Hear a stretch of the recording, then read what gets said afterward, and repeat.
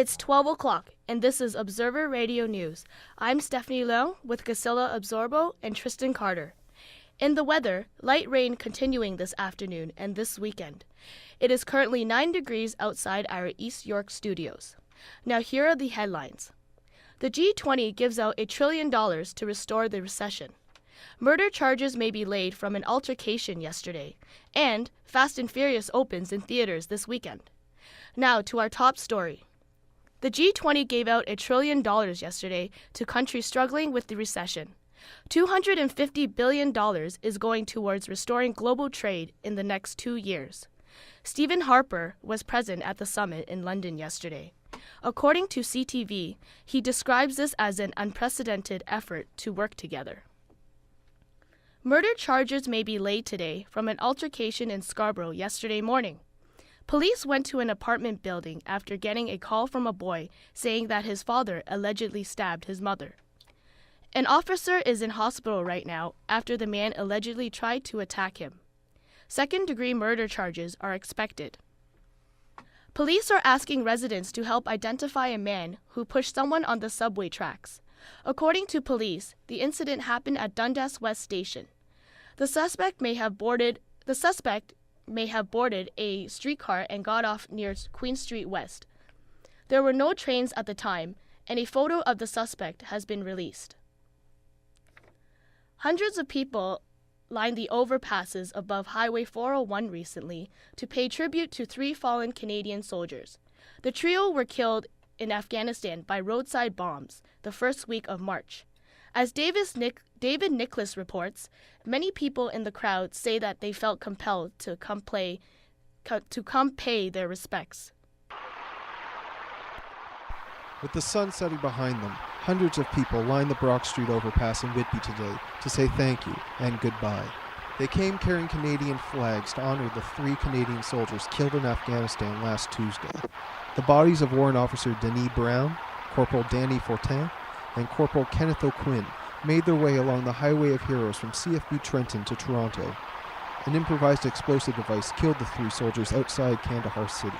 They are Canada's 109th, 110th, and 111th casualties of the war. Kenny Lord, a police officer in Durham Region, says he sees what he's doing as his duty as a Canadian citizen. I have extreme value for people like them that look after us day in and day out. They're members of our family and Canadians as a whole, and we have to do whatever we can to support them while they're over there. Also in the crowd were members of the Canadian military who came to pay their respects to their brothers in arms. Private Jeremy Burns spoke about the large turnout.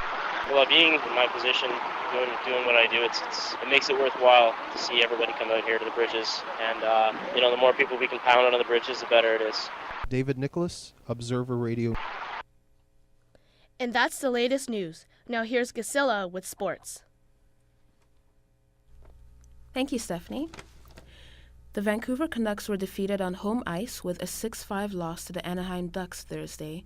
The Canucks needed a win to hold on to the top spot in the Northwest Division.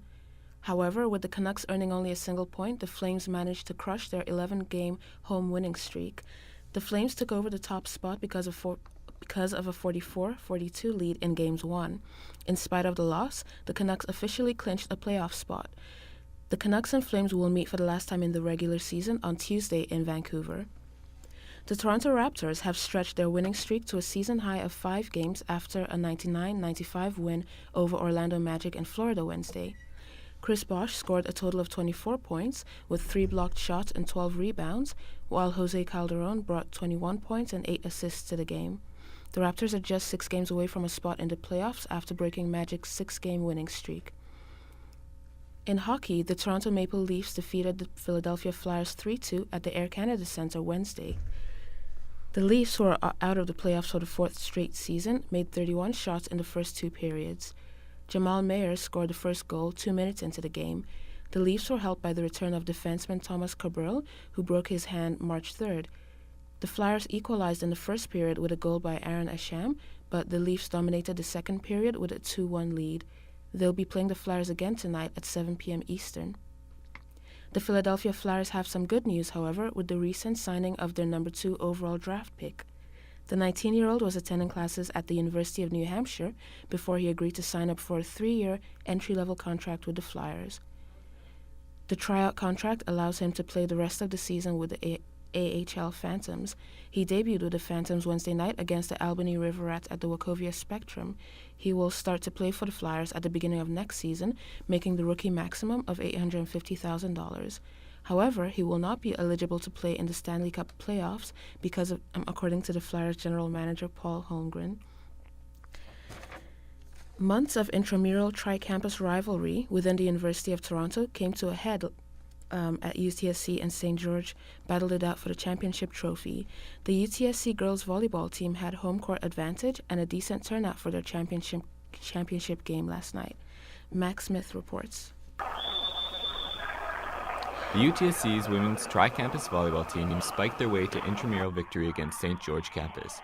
UTSC has had a history of close games during their season, and this was a nail-biter of a match. UTSC won 3 out of 4 games, winning the first 2 games 25-22, 25-20, losing the next 20-25, and bringing home the championship with the closest win of all, 25-23.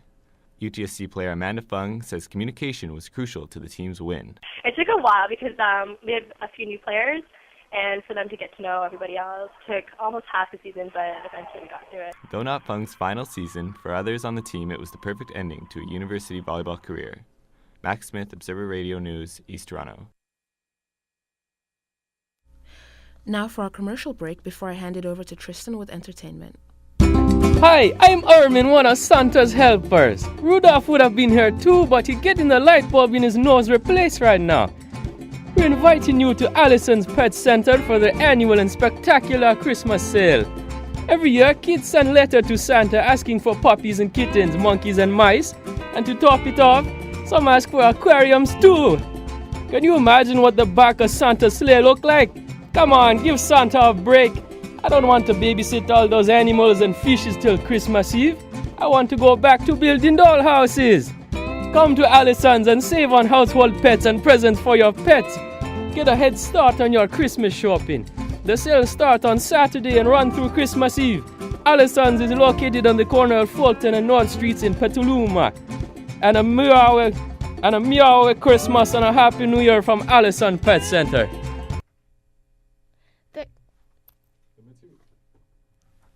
The material girl Madonna would not be allowed to adopt a young orphan girl from the African nation of Malawi. Their courts ruled that Madonna is not eligible to take custody of the 3-year-old because she's not a resident of the country. Malawi's government allowed the pop icon to adopt a young boy 3 years ago. They faced international criticism afterwards for allowing her to skirt their own policies. Officials at Buckingham Palace have denied reports that the Queen was upset at Italy's Prime Minister. News outlets said that Queen Elizabeth was irate at Prime Minister Silvio Berlusconi for yelling out to President Obama during a photo shoot. Berlusconi has been known to make headlines for his outgoing behavior, but spokespeople at the palace say the reception was warm and friendly.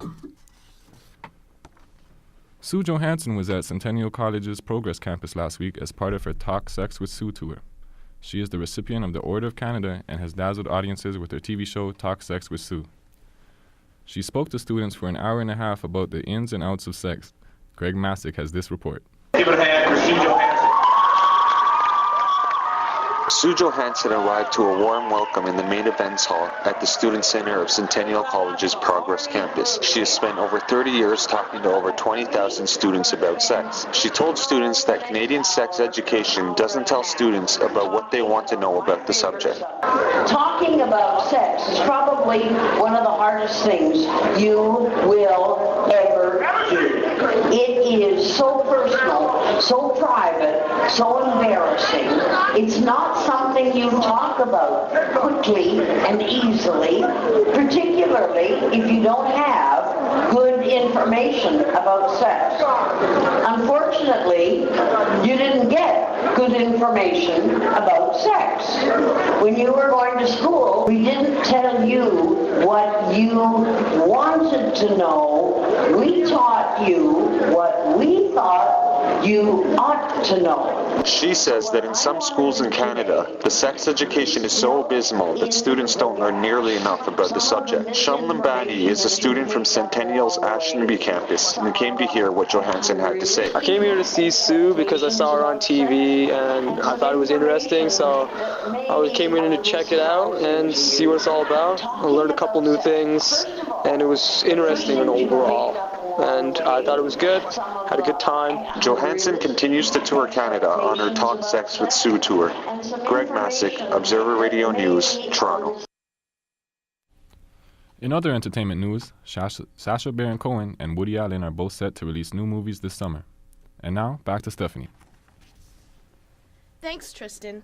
That's the news for now. You can hear more news coming up in about 15 minutes on the internet at ondemand.centennialcollege.ca. On behalf of all of us here at Observer Radio News, thanks for listening and have a great afternoon.